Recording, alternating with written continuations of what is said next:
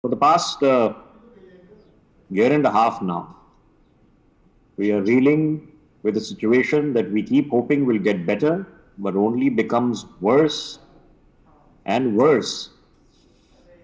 And while we have to take our own onus and own responsibility for not being able to handle things, for not being in a position to save lives by providing things like oxygen, we also have to still figure out that if we can't get to the bottom of what happened, how do we prepare ourselves for what can happen next? In the worst case scenario, and having now experienced worst case scenarios week after week, we can no longer discount that the worst can't happen, because it can. What's the worst case scenario? The worst case scenario is that pandemics now, whether they were bioengineered to begin with or not, become a serious thought process in great power brinkmanship. Now, unless we can actually figure out what happened in Wuhan, come to the truth of it, we will never be able to achieve a culmination. Chemical attacks you can do something about. Nuclear weapons you can track and monitor. What do you do with this? The US Congress now has finally begun an investigation into the Wuhan lab. And as part of that investigation, a shocking document has now emerged, written by Chinese scientists in 2015. It has been quoted in this morning's Weekend Australia. Let me read from that quote.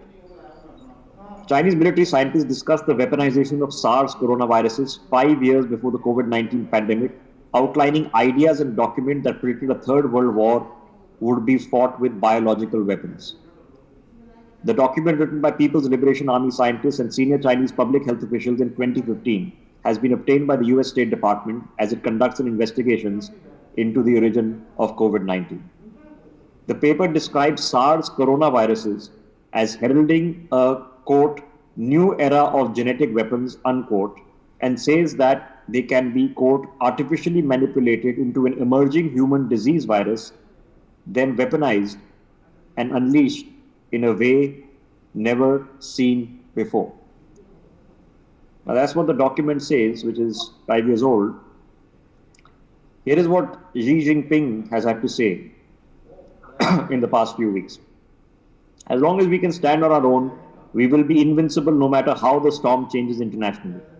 Judging from how this pandemic is being handled by different leaderships and political systems, we can clearly see who has done better.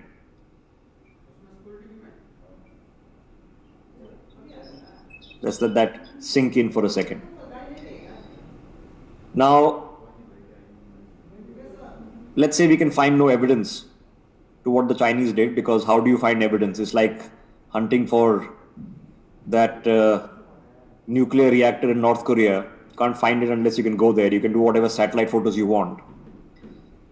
But what if now Kim Jong-un is thinking, oh, hang on. I was wasting all my time and effort with this nuclear weapons program. What if there are other actors, even great powers, now thinking the same thing?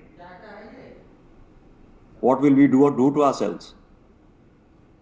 Which is why the truth and telling the truth has become so important. Let's open up this conversation. Jaidev Kanade joining us in the broadcast, Professor Madhav Nalapat joining us, as well as Shrikant Kondopli. Professor Nalapat, now I'm assuming that there are bona fides of these documents which have been obtained by the US State Department. What are they suggesting to you? Hyperbole, spin, wild goose chase, or should we be actually concerned that our worst fears are, falling into place? Rishabh, the reality of the situation is that whether it is WHO, whether it is other agencies, they have completely discounted the what is called the lab leak theory, that this particular virus was being developed in a laboratory in Wuhan. And may I point out that Wuhan has several laboratories.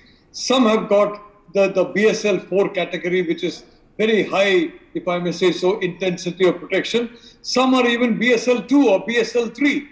Now, this kind of activity of this particular virus has been going on there at least till 2014. How do we know that? Because from 2014 onwards, it was funded by the US government. It was funded through, the US government. Funds were released by a gentleman called Peter Daszak, who incidentally was the lead investigator in the WHO investigation as to the origins of the virus. Now, Daszak funded the laboratory. The laboratory is hypothesized as having caused a leak inadvertently, I'm sure. And Daszak is asked to investigate. Obviously, he is going to say that the laboratory had nothing to do with the leak. Now, the fact is, now whether it is MERS or SARS-1, the previous major coronaviruses, MERS jumped from bats, it jumped to camels, and then it went to human beings. SARS-1 jumped from bats, it went to civet cats, and went to human beings. Till today, even the authorities in China, forget Dr. Fauci, forget everybody else who has helped to fund this institution, nobody is ever talking about where the SARS-2 virus could have jumped from. The intermediate vector, which is essential if it is a virus found in the wildlife. And may I point out, Rishabh, the wildlife in Wuhan that we are talking about there is no wildlife there. It's a city.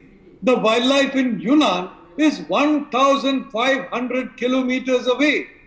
Now, all this was discounted by the team of the WHO, which landed there 13 months after reports first came about this virus. Now, they assumed that this laboratory is the same in 2021 February as it was in 2019 November. Well, Rishabh, your house, my house, nothing is the same in 1.5 years, especially this last 1.5 years. But the WHO made this incredible assumption. It relied entirely and blindly on data supplied by the Chinese side. And what did we do? We relied blindly on the same WHO for recommendations as to what to do to fight this pandemic. Let me tell you, Rishabh, I'm not saying it was deliberately done, but there is significant scientific evidence that is now coming out that this may have been a lab-created gain-of-function virus. What is gain of function? It means a natural virus you take out and you make it 10, 50, 100 times more deadly, 100 times more transmissible. And when we are seeing the speed and spread of this coronavirus, it seems it is way too toxic to be a natural virus. Well, the problem is that if you can do it once, you can do it again. And my biggest fear is then others are thinking, whether rightly or wrongly, that if they can do it once, we can do it again. Imagine the fate of civilization, far great worse than even the nuclear arms race, the Cuban Missile Crisis, and we thought those were the epochal moments of their times. Jaidev, Ranade, now we can't absolve ourselves from having to deal with our own internal challenges of making sure enough vaccines roll out and oxygen is available. But if we never find out the truth, can we actually prepare for a different variant, a different strain, when we have no idea whether they are all naturally mutating or otherwise? You are quite right, Rishabh. At the moment, of course, we are grappling with tackling this, if I may use the term, unprecedented pandemic as far as India is concerned, on a scale which has never been seen. I'm not talking about Spanish flu, etc. That's virtually history. None of us have seen it. But on such a scale, and we are now grappling with that. But you're absolutely correct. We have to figure out the source. And allow me to just list a few pointers here. Firstly, I'm sure you would recall that even 20, 25 years ago, most of the armed forces, they had units and battalions which were supposed to tackle what were called CBW, chemical and biological warfare. What we are seeing and what Madhav Nalapat has hinted at is probably or possibly an extrapolation of that biological warfare. Secondly, we are aware that not only in this lab, but there are other labs where the Chinese have been experimenting with biological warfare. They've also been experimenting with genetic engineering in the sense of for application for military purposes. Now, when such experiments are going on, a huge amount of funding is required, not only for making labs safe at various levels of safety, biological safety, but on scientists, on the materials, etc. So a lot of money is being spent. I don't see that money being spent for no purpose at all. So there is something being done. Whether it is a leak or not, I do not know. But precisely what struck me was the manner in which the Chinese have been, if I may use the term, playing, quote unquote, the WHO. If you go through the background, the recent background of how the WHO has been responding, it has virtually been responding after the Chinese have made a statement. And the first disclosure that this pandemic is virulent, it is going to spread, came from the Taiwanese. And the WHO ignored it. So the Chinese came out with this disclosure about 3 months later. So that is the first fact. The second is this particular institute, which has been named in this report that you're talking about, is a military institute. It is an Air Force Medical College. There were 18 scientists who have written in that report, 18 scientists, so not one or two, and virtually all of them military people. The editor of that paper, where 18 scientists have written chapters, has been reporting to the highest levels of Chinese leadership periodically. Now, when you see all this, you suspect that there is something more to it than meets the eye. I'm still saying that they've done it. Well, but no, it depends. It depends. When we say ideology doesn't matter, ideology does matter, because there are people and groups of people who think that for the world order to change, the world must first burn. I can think back to the same conversations happening in the 1930s. It's called race wars. Now, we think that these things don't happen. Eugenics, genetic manipulation is part of eugenics, where you think that there is a superiority and everything must be burned and the survivors will inherit what is left over. Professor Kondopalli, now, would it be naive of us to assume that at no point of time that in these biotech labs that the Chinese ever considered that we need to have a biological program, even for keepsake? Well, a lot of evidence, circumstantial evidence, do suggest that China's biological weapon program has some links to what we are now witnessing.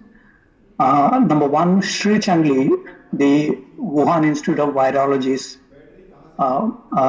scientist, he was trained in the US, he was trained in Australia, and there are reports about these being modified, genetically modified.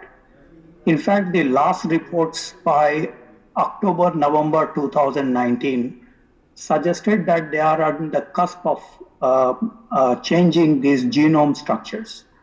And everybody is involved. The French had constructed the Wuhan Institute of Virology. I mean, they gave so much of donations as well as scientists and laboratory support.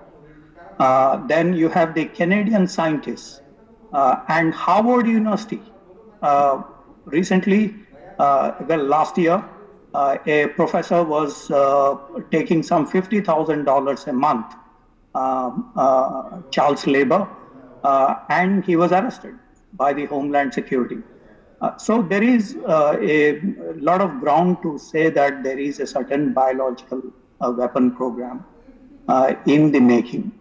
Well, once the virus is out in the Huanan seafood market, everything has been shut down. They cleaned up. The WHO was not given the access to the blood samples or the drainage samples in the second delegation.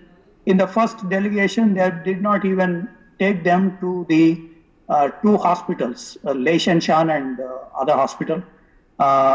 They were given some cosmetic access to the, a few doctors and so on. Nothing concrete for this, and some delegation members were not even sent to Wuhan at that time. The last visit was to Wuhan, and they were. So the circumstantial evidence suggests there is something that they need to answer. Wuhan Institute of Virology is now under the control of General Chen Wei, Major General Chen Wei of the PLA. They have taken over since last year. And this again suggests there is something that is going on. Of course, they cleaned up all these places, may have shifted much of the experimental stuff to the outside. We do not know exactly, but number one, the link to the external actors is there. Yes. Number two, domestic preparations have also been reported. Their own journals have carried these articles. Sri Changli had mentioned these before and after the outbreak of the virus since October 2019. So there is a circumstantial evidence for this. Yes, because and unfortunately there will always be only circumstantial evidence because see, if you can't go there and figure out for yourself, and the people who are either in the system are themselves bioterrorists or have been eliminated, who could have blown the whistle, then it's a cover-up. Now, Professor Kondapalli, on the other thought, now, because a lot of people watching the broadcast would say, the only reason is inconceivable is because why would anybody do this?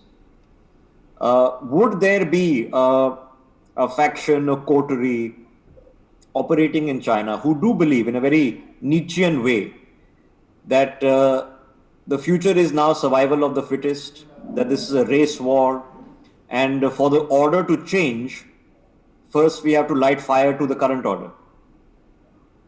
Well, a few, again, circumstantial issues. For instance, the Chinese discourse, President Xi Jinping mentioned that this is a century of opportunity. In the discussions that he mentioned, that this is a strategic opportunity for China, the current period. Secondly, there was the US-China tariff war that intensified, and in the midst of this, the virus spread out. So there is also the second circumstantial evidence that the US began targeting China, and that is where, if you remember, in May 2001, President Bush said China is a strategic competitor. Within 6 months, the 9/11 happened and the globe shifted towards Osama bin Laden. From 2001 till 2019-20, there is a shift only towards counterterrorism, Iraq, Afghanistan, etc. Today, now we are diversifying towards the countering the virus. Everybody, 200 countries on the earth, is the existential crisis, as the Dr. Jaishankar mentioned. This is now for everybody that we are. So it is, again, a circumstantial evidence to suggest to divert the attention from China. There is quite a possibility that this virus has been deliberately spread. If we were to be less naive and more circumspect and more suspicious for our own sake, what do we need, Jaydev Ranade? Do we need Xi Jinping to write Mein Kampf before we understand the logic that there are people who exist, who believe, whether they believe biblically to believe, or they believe, as I mentioned, Friedrich Nietzsche, that the world has to burn. First, the system has to collapse for the system to be changed. It's no different than an exemplification of ideologies, and we've seen them before. Let's just place it in the China context, and you don't have to go very far back. Mao Zedong himself believed exactly what you said, that for China to rise, then China has to eliminate, may not be physically, but eliminate all other competitors. And within China itself, he carried out this phase of perpetual revolution, which means decimating one class and bringing up another. As you know, for Mao and subsequent Chinese leaders, number of fatalities do not matter. But to come to this specific point that you've raised, I think it's very difficult for anyone within China or outside to monitor all that is written and put out on their social media. But some of these are very telling, because I firmly am of the school of thought that people don't say things unless they've either heard it or they subscribe to it. And last year, the Weibo, which is their very popular, most popular social media, that had carried a post by a person belonging to a particular group, Chinese, who had said that we now need to nuke the United States and the West so that China can start coming up. Now, after about a week, that post was deleted in a country which claims that they delete offensive posts within minutes. So obviously there was some kind of a following, and somewhere this guy had heard it. Similarly, we have other people who are saying the same thing. And you will recall that book, Unrestricted Warfare, written by a senior colonel and a colonel of the PLA, who spoke about asymmetric warfare. They devoted a lot of time and attention to that. What we are seeing today, what we are rather not seeing, but what we are experiencing today is akin to asymmetric warfare. Okay, so either we assume that it is wholly innocent, partly innocent, maybe a mistake, or worse. Now, I can fathom people having a conversation and thinking, how do we do this? That we can come out, okay, what do you need? A few plane loads?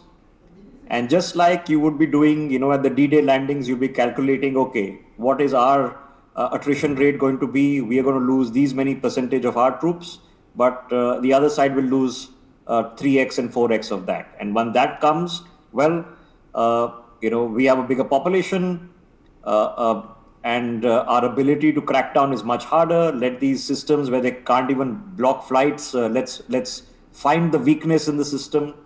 Because if you want to, launch an attack on the United States, you're coming up against a radar shield. But if you want to, put in a few people on a plane who have just got a slight cough, there is no radar shield particularly for that. So then first we'll do this. Then we'll supply the world with all of these fake kits that don't work so that you can't test them. Maybe these thermometers that actually don't measure the temperature very well. And we let this spread. And let's see what happens. If we come off better, then good for us, because we accept that we are going to take casualties. Now, for a lot of people who've grown up in our philosophy of thought, who can't imagine these things, assume the best. Just like you have a Chamberlain assuming that Hitler does not want war. He just wants restitution. He just wants what's fair. And if you actually talk reasonably to the man and give him what's fair, you give him Alsace-Lorraine, and you give him the Sudetenland land, and fine, he takes all of Czechoslovakia with it. He's a fair guy. He knows exactly, and as long as you give him restitution, nobody wants few million people dead. Well, guess what? We are now reaching proportions where more people will be dead of SARS coronavirus by the end of the year than died in the entire Holocaust. Professor Nalapat, now, given that we can fathom now that such a scenario exists, the concern is every time a mutation comes out or another virus comes out, and this becomes a perpetual revolution, what do we do? Rishabh, let me take off from where Jaidev Nande left off. And I was tracking Chinese social media posts, and they were not too many, but they were posts on a particular kind of flu-like disease, which was hitting the area around Wuhan, which essentially that flu-like disease was basically causing pneumonia-like symptoms. And some of the patients did very badly. Their prognosis was very bad. You had these posts coming out for about 5-6 weeks. Then you had other posts coming out about mini lockdowns, a micro-containment zone. I think that's a very good idea, frankly. You have a major outbreak, you don't lock down the entire city or whatever. You lock down a micro-containment zone and contain it. It's quite possible. So you had these reports. Well, lo and behold, by around the January end of, well, by the time this lockdown came, I think 23rd January, the Wuhan lockdown, these posts had all disappeared. Now, why would they all disappear unless there was something there which which the authorities did not want to really reveal? That is a point which I would like to bring, and that is the question of Wuhan. Now, so far as Wuhan is concerned, why are the Americans so frankly hesitant? Why are the Europeans so hesitant? I'll tell you why. Because it's American money and European money that funded this research. Money was funneled to Wuhan in tens of millions of dollars to precisely fund this gain of function research. And what is gain of function research? That is research designed to weaponize a virus or a pathogen. It's designed to make it deadly and easily transmissible. And this is the research that was funded by the United States most lavishly and by some other institutes in European countries. What's the lesson we've learned? It doesn't have to be Ebola deadly. It just has to kill enough people that there is pandemonium and it shuts down the world. And you shut down the world for long enough and the system collapses because obviously no economy can take this on. Rishabh, you're perfectly right. And it's not just the effect of Corona. And frankly, I mean, what was done in the beginning in the advanced countries, they pumped in patients completely full of oxygen and their lungs just gave out. And today, people are understanding that that's not the answer. But then there's so much of a panic that there's an oxygen shortage. The reality is very, very simple. The reality is that there was a problem regarding the therapeutics. The entire line of therapeutics that India is strong in, for example, was poo-pooed. And even today you've got medicines that are very, very expensive and coming from outside that are preferred over medicines made in India, much cheaper and quite effective. The reality situation is the impact of the lockdowns because of the pandemic. The WHO approved lockdowns. I don't blame any government for lockdowns. The WHO called for it because they took their cue from Xi Jinping. And the impact of that has been and now we're running that, the options run out because you get from one worse situation to the next worse situation. And given that the therapeutics don't exist and the vaccine production is going to take time, by the time you finish one vaccine, we already have 5 other variants. So booster doses or alternate vaccines will have to be worked on. Now, is it possible to do? Yes. Will a lot of people make a lot of money? Yes. But if this was something that has naturally occurred and we are fighting it in the best possible way, that's a separate matter because then it's a once in a century event.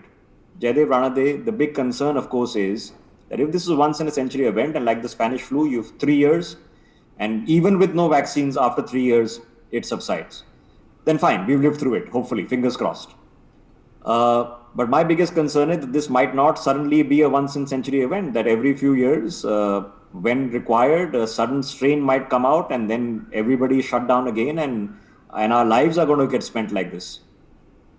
The way we are going as humans, we are doing so many things which are upsetting the balance that used to exist earlier. So pandemics like this, I think, can happen. But I hope that because of this, we learn from it and we boost, including in India, we boost our scientific and technology capabilities. The number can it be boosted to a point where if somebody is manufacturing ahead of the curve, various strains that by the time you react, because it's going to be a lag time between reacting to one strain or the other. Lag time, maybe you can cut it down to months instead of years, but there's going to be a lag time. Can it be boosted to that capacity? Certainly, Rishabh, but we won't be able to stop it immediately. It'll take a month or two. There will be loss of life. But I just want to point you in one particular direction. I made a reference to genetic engineering and manipulation being done by the Chinese. I wouldn't be surprised if combined with their biological warfare, they would refine it and see, therefore, that it becomes a weapon which targets only certain ethnic communities. Yeah. I think that is something also that we need to be watchful. Okay, perpetual revolution. Last word, Professor Kondapalli. Would it be a matter of concern now, of very serious concern, that if indeed this is weaponized, and I'm putting a big if there, if indeed this is weaponized, that this is now going to turn into a war of attrition, not just one big bang that happened, the big flood and Xi Jinping wants to play Noah. But this actually turns into a war of attrition, that this is about bleeding the world slowly, month on month, year on year, with one strain, slightly different strain, something different. Some might be natural, some might not be. And this keeps going on and on and on. Well, two things come up here. One is the white paper issued by China last June mentions about how they have addressed this in an open, transparent, efficient manner, as they said. Secondly, last week was the May Day celebrations, and 200 million people were domestic travelers in China, and no restrictions placed except for a little bit of wearing masks, etc. This indicates that China is pretty confident of keeping its flock together, despite the second wave or even a third wave, which is contained in Shichuachuang and Harbin areas. What China is trying to communicate then is we will take care, and then the rest of the world, let them fend for themselves. So the answer is yes, it is a war of attrition. It's a war of attrition. Okay, there's some food for thought here. Now, the quicker we realize the war is not being fought only in Galwan, the faster we realize this as a global community, that this is not about the Korean border, this is not just about the Taiwan Straits, that there are people out there, there always have been in history, and that's the lesson of history, who believe that for systemic order to change, first the system that exists has to be brought down. And science and technology has now led to a particular situation. I'm sure there was a certain US president who didn't want to bomb Hiroshima and Nagasaki. He would have thought it over, but then did the math that, okay, if we kill 300,000 now, we can save 3 million later, so press the button. So we have to assume that in a free democratic system like America, somebody thought that it's better to press the button and kill 300,000 now. So how can we then assume that somebody in China is not thinking the same thing?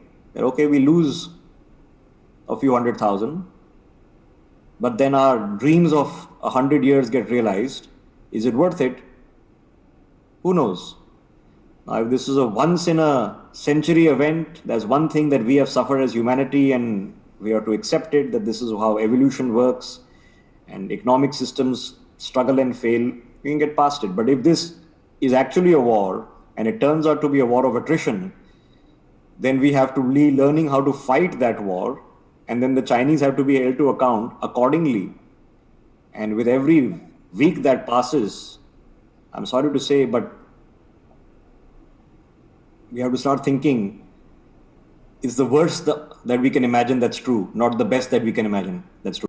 For more such videos, subscribe to the NewsX YouTube channel, hit the bell icon.